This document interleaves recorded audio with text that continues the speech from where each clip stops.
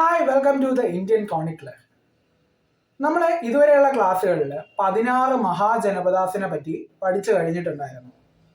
ഇന്നത്തെ വീഡിയോയിൽ നമ്മൾ ഡിസ്കസ് ചെയ്യുന്നത് ഈ പറയുന്ന 16 മഹാജനപദങ്ങളിൽ വെച്ച് മഗധ എന്തുകൊണ്ട് സക്സസ് ആയി, അല്ലെങ്കിൽ മഗധയ്ക്ക് എങ്ങനെ മറ്റുള്ളവരെ ഡോമിനേറ്റ് ചെയ്ത് നിൽക്കാൻ പറ്റി, ഇതിൻ്റെ കാരണങ്ങളാണ് നമ്മൾ ഈ ഒരു വീഡിയോയിൽ ഡിസ്കസ് ചെയ്യുന്നത്. നമുക്കിനി ഒട്ടും സമയം കളയാനില്ല, നേരെ വീഡിയോയിലോട്ട് പോകാം.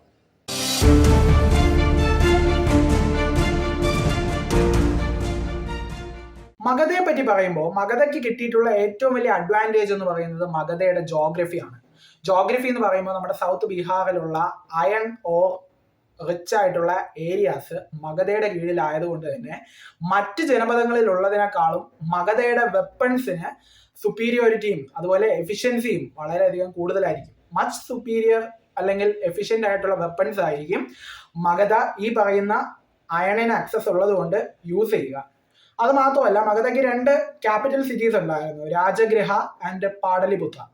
അപ്പൊ ഈ രാജഗൃഹയുടെ കാര്യം പറഞ്ഞു കഴിഞ്ഞാൽ അവിടുത്തെ ജോഗ്രഫി എങ്ങനെയാണെന്ന് വെച്ച് കഴിഞ്ഞാൽ 5 കുന്നുകൾ കൊണ്ട് സറൗണ്ട് ചെയ്തിരിക്കുന്ന രീതിയിലാണ് രാജഗൃഹ സിറ്റുവേറ്റ് ചെയ്തിരിക്കുന്നത്. അതുകൊണ്ട് തന്നെ പ്രകൃതി തീർത്ത ഒരു കോട്ടയായിട്ട് നമുക്ക് ഈ പറയുന്ന രാജഗൃഹത്തിനെ കാണാൻ പറ്റും. ഇനി പാടലിപുത്രത്തിന്റെ കാര്യത്തിലോട്ട് വന്നു കഴിഞ്ഞാൽ അവിടെ ജലം കൊണ്ടുണ്ടാക്കിയ ഒരു നാച്ചുറൽ ഫോർട്ട് നമുക്ക് കാണാൻ പറ്റും. അതായത് ഈ ഗംഗ എന്നും സൺ എന്നും പറയുന്ന 2 നദികളുടെ സംഗമസ്ഥാനമാണ് പാടലിപുത്രം എന്ന് പറയുന്ന സ്ഥലം. അപ്പൊ ഈ ഒരു നദീ സംഗമം ഉള്ളത് കൊണ്ട് ജലം കൊണ്ടുണ്ടാക്കിയ ഒരു കോട്ട പോലെയാണ് പാടലിപുത്രം പ്രൊട്ടക്ട് ചെയ്യപ്പെടുന്നത്. രണ്ടാമതായിട്ട് മഗധയുടെ ഒരു ബ്ലെസ്സിങ് എന്ന് പറയുന്നത് അവിടുത്തെ ക്ലൈമറ്റും അതുപോലെ തന്നെ അവിടുത്തെ ഫെർട്ടൈൽ ആയിട്ടുള്ള ലാൻഡും ആയിരുന്നു. ഈ ഗാൻജറ്റിക് പ്ലെയിനിലെ വളരെ ഫെർട്ടൈൽ ആയിട്ടുള്ള മണ്ണ് മഗധയുടെ കയ്യിലായിരുന്നത് കൊണ്ട് തന്നെ അവിടെ ഏറ്റവും കൂടുതൽ അഗ്രികൾച്ചറൽ സർപ്ലസ് വരാൻ തുടങ്ങി. ഈ അഗ്രികൾച്ചറൽ സർപ്ലസ് നമ്മുടെ ഒരു സ്റ്റാൻഡിങ് ആർമി മെയിൻറ്റെയിൻ ചെയ്ത് പോകണമെങ്കിൽ വളരെ ഇമ്പോർട്ടൻ്റ് ആയിട്ടുള്ള ഒരു കാര്യമാണ്. അതുപോലെ തന്നെ ഹെവി റെയിൻഫാൾ ഉള്ളത് കൊണ്ട് തന്നെ ഇറിഗേഷൻ അധികം ഇല്ലാതെ തന്നെ അവിടുത്തെ അഗ്രികൾച്ചറൽ പുഷ്ടി പിടിച്ചു തുടങ്ങി. അതുമാത്രമല്ല, അവിടുത്തെ ഫോറസ്റ്റുകൾ ടിമ്പറും എലിഫൻസും പ്രൊവൈഡ് ചെയ്യുമായിരുന്നു. സദേൺ പാർട്സിലോട്ടുള്ള ഏരിയാസിലാണ് നമുക്ക് ഇത് കാണാൻ പറ്റുക. അത് മാത്രമല്ല, മഗധയാണ് ആദ്യമായി യുദ്ധത്തില് ആനയെ ഉപയോഗിച്ച് യുദ്ധം ചെയ്തിട്ടുണ്ടായിരുന്നത്. അതായത് ബാക്കി മഹാജനപദങ്ങളൊക്കെ കുതിരയും തേരുകളും ഒക്കെ യൂസ് ചെയ്യുമ്പോഴത്തേക്കും മഗധ ഉപയോഗിക്കുന്നത് എന്താണെന്ന് വെച്ച് കഴിഞ്ഞാൽ ആനകളെയാണ്. അതായത് വലിയ വലിയ കോട്ടകൾ തകർക്കാനും ഒക്കെ കെൽപ്പുള്ള ഗജവീരന്മാരെ ഉപയോഗിച്ചുകൊണ്ടായിരുന്നു മഗധ യുദ്ധം ചെയ്തിരുന്നത്. അത് മഗധയുടെ സക്സസിന് ഒരു പ്രധാനപ്പെട്ട ഒരു പോയിന്റാണ്. മൂന്നാമതായി മഗധയുടെ അഡ്വാൻറ്റേജ് എന്ന് പറയുന്നത് തീർച്ചയായിട്ടും അവിടുത്തെ റൂളേഴ്സ് ആയിരുന്നു. അതായത് വളരെ എഫിഷ്യൻ്റ് ആയിട്ടുള്ള റൂളേഴ്സും മഗധയുടെ സക്സസിന് ഒരു ഇമ്പോർട്ടൻ്റ് പോയിന്റ് ആണ്.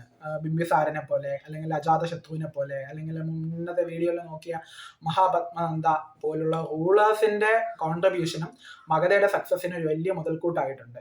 അത് മാത്രമല്ല, ടൗൺ ട്രേഡ്, മെറ്റൽ മണി ഇതൊക്കെ റേസ് ചെയ്തപ്പോഴത്തേക്കും മഗധ കിങ്ഡം ലെവി ചെയ്യുന്ന ടോളിന്റെയും ടാക്സിന്റെയും റേറ്റും കൂടിയിട്ടുണ്ടായിരുന്നു. അപ്പൊ അങ്ങനെ ട്രഷറിയിലോട്ട് ഈ ഉയർന്ന ടോൾസ് ആൻഡ് ടാക്സസ് വരുമ്പോഴത്തേക്കും ഒരു ഹ്യൂജ് ആർമി മെയിൻറ്റെയിൻ ചെയ്യാനായിട്ട് അവർക്ക് വേറെ സാമ്പത്തിക ബുദ്ധിമുട്ടൊന്നും വരുന്നില്ല.